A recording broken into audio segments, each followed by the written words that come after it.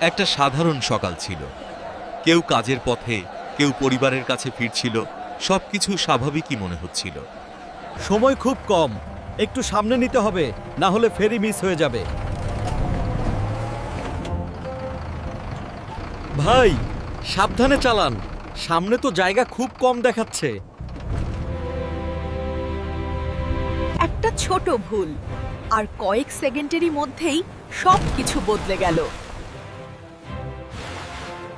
আল্লাহ, কি হচ্ছে এটা? কেউ আমাদের সাহায্য করুন। চারপাশে চিৎকার শুরু হয়।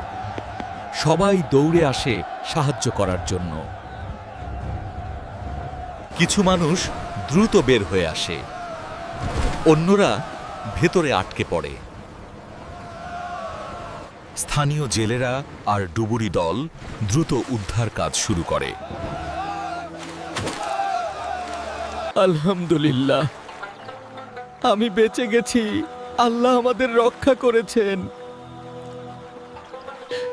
কিন্তু সবাইকে বাঁচানো সম্ভব হয়নি। কিছু মানুষ আর ফিরে আসেনি। সে কি এখনো আসবে, নাকি আমরা তাকে হারালাম?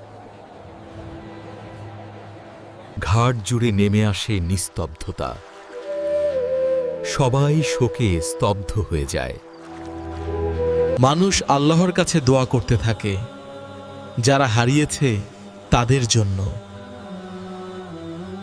জীবন আল্লাহর আমানত, আমরা সবাই তার কাছেই ফিরে যাব।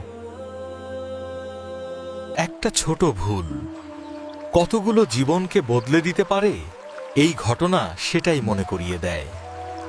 সতর্কতা আর দায়িত্ব, এগুলো শুধু নিয়ম না, মানুষের জীবনের সাথে জড়িত।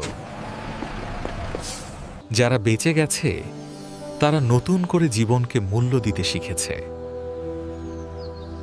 আল্লাহ আমাদের সবাইকে হেফাজত করুন এবং আমাদেরকে সবসময় সচেতন থাকার তৌফিক দিন।